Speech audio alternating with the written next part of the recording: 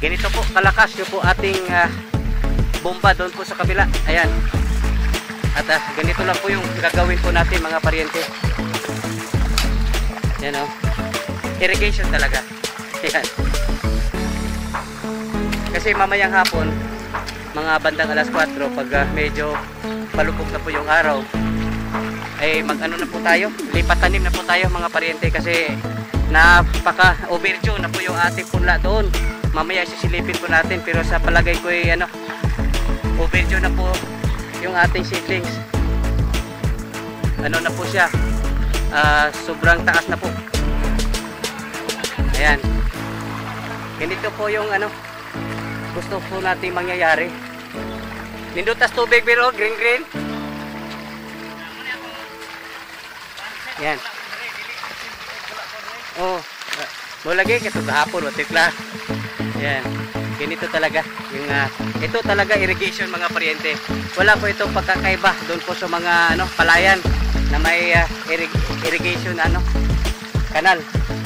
Ganito lang po. Wala pong kahirap-hirap mga paryente pag malakas po yung tubig na ito. Kaya nga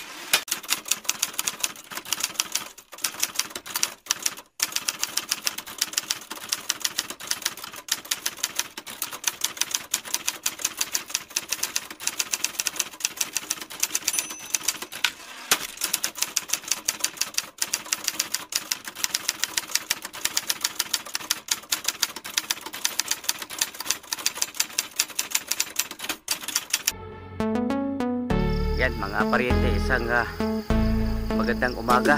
Time check alas 6:15 ng umaga mga paryente.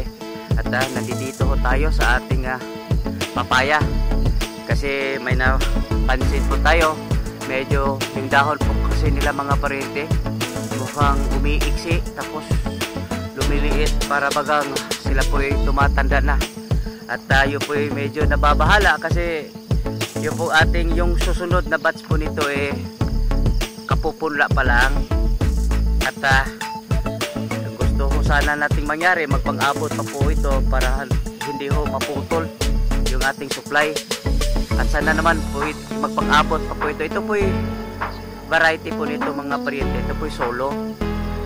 Kasi nung nasundan po nito, yung variety ay Red Lady. At mayroon pang naiwang isang puno po dito ng Red Lady. Ito po yung mga 3 taon na mahigit. Ayan, napakatanggad na po niya, pero buhay na buhay pa po siya. Yung kasabayan po nito mga paryente, nandito po dati nakatanim yung Red Lady. Kaya yung akala ko po ay tatagal din ito, pero sana naman ganito talaga po yung itsura po niya. Ako naman po kasi nababahala, kasi kahit papaano mayroon na ho tayo, nakapag-establish na po tayo ng merkado po nito. Mayroon na po tayong suki po nito, kaya ayaw ko kasing maputol po yung supply po natin. At sana naman po ito magtatagal pa. Yung dahon po kasi at mukha siyang tumatanda.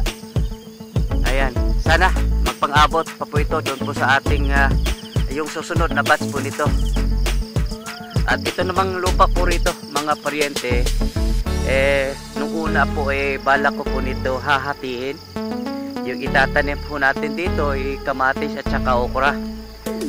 Pero lagi po kasi akong sumasama doon sa palengke pag nagbebenta si kasamang Denver. At nagmamasid rin po ako doon mga paryente, doon sa palengke, paikot-ikot po ako roon. At napapansin ko po hindi yung okra po hindi katulad po ng talong na madali pa sa alas 4 maibenta. Lalo na yung talong po natin mga paryente, napakaganda. Kaya hindi po tayo nahihirapang maibenta po yung ating talong. Ayan, yung nag-alala rin po ako mga paryente kung sakasakaling hahatiin ko ito ng kamatis at saka okra. Baka sobrang dami yung pong maging supply po nating okra. At pansin ko doon sa palengke, medyo kung sakasakaling marami ho tayo supply, baka hindi po baka mapilitan po tayong magpunta po ng ibang bagsakan para maibenta po yung ating okra dahil sa dami kung sakasakali. Kaya kinausap ko siya kasamang Denver. Kaya ganito na lang ho yung gagawin po namin dito. Hahatihin ho namin ito ng 4 na crops mga paryente. Kasi ito naman po itinituring ko na secondary crops po natin. Yung 4 na crops mga paryente, ito po yung kamatis, okra, pipino at saka sitaw, upo. Mga 5 crops pala mga paryente. Yung itatanim po natin dito kasi yung bala ko kasi dito sa ating farm na talagang hindi ho tayo tanim po ng sobrang dami kasi yun na nga, baka mapilitan tayo magpunta po doon sa ibang bagsakan at tayo ay mababarat lang at saka gagastos din po tayo ng krudo papunta roon. Ayan, yan ang balak ho namin na pag-usapan na po namin ni kasamang Denver na yun ang gagawin po namin mga paryente. Bali kamatis, okra, pipino, opo at saka sitaw yung itatanim namin dito. At marami naman ho tayong sobrang kawayan doon po sa ating ginawang balag. Yung sobra doon po sa ating ginawang balag, doon po sa ating amplayan. Kaya hindi na ho tayo mahihirapan. Hindi na ho tayo magputol pa po ng kawayan. Mayroon ho tayong kawayan doon. Gawin ho nating gapangan doon po sa mga bukorpits po nating mga crop katulad po ng sitaw, upo at saka pipino kasi gumagapang po kasi yon. Ayan, yan ang balak po natin. At saka yung patubig po rito mga paryente, siyempre yung pong ating standard na rito po sa ating farm drip irrigation po tayo rito kasi naranasan na po natin doon po sa ating talong kahit na yung ating drip tapes doon medyo luma na. Yan, gawin ho natin itong drip irrigation kasi napakaganda po yung nakatipid po tayo sa labor pag drip irrigation at saka sagana po sila sa tubig at saka tipid sa tubig mga paryente kasi wala hong masasayang, direkta po doon sa plant yung po tubig. Ayan, yan, yun pong balak po natin dito mga paryente. At ito may hindi na ito magtatagal kasi tapos na po yung kalbaryo natin po doon sa ating ampalaya. Nakapagpula po tayo, nakapaglipat tanim po tayo kahapon, kaya ito po isusunod po natin at hindi na po ito magtatagal kasi bihira na lang ngayon na umuulan. Kaya at saka ito mga paryente, naihinda na rin ito mga paryente, naihukay na po ito gamit yung po ating disc implements natin, yung disc, yung panghukay talaga. At saka na lang po ito, dudurugin ng siguro 1-2 beses tapos gawan na rin ng gawin agad ng plat. Ayan, ayan mga paryente, sisilipin po natin ito pong ating punlang ampalaya na sa ngayon overdue na, long overdue na po ito mga paryente. Ayan, ito na po sila, lalaki na po nila mga paryente. Nako, ang ganda po ng kanilang bulas mga paryente at lumalabas na po itong yung parang lubid mga paryente. Ito po yung pangkapit po nila kung saan po sila gumagapang. Ayan, long overdue na po ito mga paryente. Pero kung tutuusin, ito po yung magdadalawang linggo pa lang. Ang ganda lang din po kasing pagka yung bulas po nila mga paryente, napakaganda yung bulas po nila. Pero kung tutuusin, ito po yung mga tingin ko ito yung 15 days pa lang po yata magmula itong ipinunla. Kaso nga lang, bago po natin siya ipinunla, binalot po natin siya ng yung pang basahan, yung binasa po natin at binalot po siya natin po ng 5 araw po yata hanggang lumabas po yung yung pinapangiti po natin, lumalabas po yung ugat po niya. Kaya madali lang po siyang lumaki kasi nakalabas na po yung po niya, yung pong kumbaga nakangiti na po siya, yung pong ugat po niya nakalabas na. Kaya madali lang po siyang lumaki. Ayan, na kanina po din pong umaga mga paryente, pag dating ho natin, dumiretso ho tayo doon po sa ating ampalayahan. Kasi pinustihan ko po doon para maihanda na po yung ating plat po doon na mamayang hapon kailangan na rin po kasi itong ilipat tanim. Ayan, kanina rin po nakapag canal irrigation na rin po tayo doon sa ating ampalayahan. Kaya handa-handa na po yung ating plat po doon. Mamayang hapon po pagtulungan po namin itong ililipat tanim mamayang hapon. Ayan. At ito naman po sa katabi po niya, ito po yung ating punlang papaya mga paryente. At yan, mamaya din po, ito po yung mga malalaki po rito, ililipat natin dito po sa labas. Kumbaga, hahardening na po natin mga paryente. Kumbaga, isasanay na po natin siya sa init. Pero ito lang po yung mga malalaki kasi mayroon pa rin pong maliliit mga paryente. Hindi rin ho sila kasabay yung bulas po nila, may naiiwan. Pero itong mga malalaki na, kailangan na rin po itong ililipat at saka i-distansya po natin sa bawat isa kasi nagpang-abot na po yung mga dahon po nila mga paryente. Hindi rin maganda. Kailangan yung ating pagkalagay po ng ating seedling bag i-distansya po natin sa bawat isa. At yung malalaki ilalagay na natin dito po sa hardening table po natin dito sa labas para na rin po masasanay sila sa init. Ayan. Yan mga paryente. Ito na po yung lagi kong binabanggit na canal irrigation. Ayan. Kung makikita ho natin yung ating tubig lagon, yung kulay berde, napakataba po nito mga paryente. Ber, saya nga, asam naging kanito biga? Katong pagbulhot niya? Pagbulhot, oh. Yan, ito pala yung pasok po ng paglabas po ng tubig, hindi pa na-iplasta yung ating hose, kaya may tubig po rito sa gilid. Ayan. Ganito po kalakas yung po ating bomba doon po sa kabila. Ayan. At ganito lang po yung gagawin po natin mga paryente. Ayan, oh. Irrigation talaga. Ayan. Kasi mamayang hapon, mga bandang alas 4, pag medyo palubog na po yung araw, ay na po tayo, lipat tanim na po tayo mga paryente kasi napaka overdue na po yung ating punla doon. Mamaya sisilipin po natin pero sa palagay ko ay overdue na po yung ating seedlings. Na po siya, sobrang taas na po. Ayan. Ganito po yung gusto po natin mangyayari. Nindutas tubig pero green. Yan. Lagi kito gahapon o tikla. Yan. Ganito talaga. Ito talaga irrigation mga paryente. Wala po itong pagkakaiba doon po sa mga palayan na may irrigation kanal.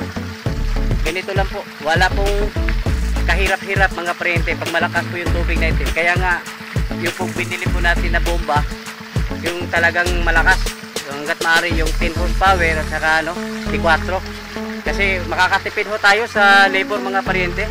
Kasi hindi na rin pwede magpa-pump lang tayo tapos walang magbabantay katulad po nito. Kailangan ho kasi itong mayroong isang tao na katulad yan. Pag napuno na po ito, itong nauna haharangan na po doon sa pinakabuka na po niya, haharangan ng lupa para dire-diretso doon na po tayo magpapadaloy po ng tubig sa gilid. Ayan. At itong ating trellis mga paryente hindi pa po tapos. Sabi ko yung importante yung lang yung pinakailalim lang po mga paryente. Ayan. At tingin ko nga medyo mataas ng konti kasi nahihila po siya yung pinakailalim na po natin. Kasi anong una gusto ko sana alambre ilalagay natin din dito po sa pinakailalim para hindi ho siya mahila kung maglagay na po nitong trellising twine. Kaso lang yung alambre ho kasi mga paryente medyo kinakalawang at hindi rin ho natin pwedeng gagamitin. Ito po yung D12 nating alambre kasi sayang, mahal po kasi yan 12. Ito na lang ho mga paryente, at gagawin na lang po natin dito, maglagay na lang po tayo ng ano, yung pong kawayan para po gapangan. Kasi pag makarating na po yung ating tanim po rito, wala na ho tayong problema. Siya na pong bahala kung saan siya gagapang. Yung importante, may gapangan siya papunta po rito sa pinakaunang horizontal na ano po natin, lubid. Ayan. Dito banda, medyo tapos na po rito. Kaso nga mga paryente, yung pong ano, may dalawa po tayong kasamahan. Nag-absent po ngayon. Kaya pinall out ko po itong ating dalawang ano, sa construction. Ito pong dalawa nito, sila pong gumagawa ng ating azola. Kaya pinall out ko muna para mauna po itong ano, kasi kailangan na po kasing mailipat tanim yung ating punlang ampalaya kasi overdue na nga mga paryente. Ayan, ayan mga paryente, ngayon po naglipat tanim na po tayo dito po sa ating ampalaya kasi long overdue na po itong ating ampalaya. Kaya ayan, pinagtutulangan po natin, ano po tayo, bali 6 po yung ano, naglipat tanim. Yung ibang kasamahan po natin dito dapat sana alas 4 off na po sila, at pinag-usapan po natin dahil kailangan talagang matapos ito ngayong araw kasi yun na nga, overdue na po itong ating punla. Kaya kailangan magawa na po ito ngayong araw, ngayong hapon. Ayan. At yung ating ano, nilagyan po natin ng post-it na pong kawayan tulad po nito mga paryente, kasi yung pong ating lubid po rito, yung unang plano ko kasi nito mga paryente alambre, tapos sabi ni kasamang Denver hindi maganda kasi pag kinalawang po yung alambre maaaring maaga po siyang maputol. Kaya yung ginamit po natin, ito po yung banana twine. Ayan, kaso lang yung paghila po niya umangat, medyo masyadong malayo po siya sa ating tanim. Kaya nga naglagay ho tayo ng kawayan para mayroon hong pagkapitan yung po ating ampalaya hanggang sila po ay makarating po rito. Ayan, ilang puno lang naman ito mga paryente, kaya tingin ko ay matatapos ito ngayong araw. Time check po alas 4:25. Ayan. At yung trellis po natin hindi pa po tapos, itong gagapangan po nila. Ayan, sandali na lang po ito mga paryente. Mayroon po kasing dalawa tayong kasamahan, hindi po pumasok ngayong araw, kaya hindi po ano, nagawa po itong ibang ano, trellis na dito sa baba. Ayan, yung pinaka-importante dito sa baba, yung sa taas, pwedeng saka na lang yan dahil sa taas pa naman itong ating ano, gagapang pa itong ating ampalaya.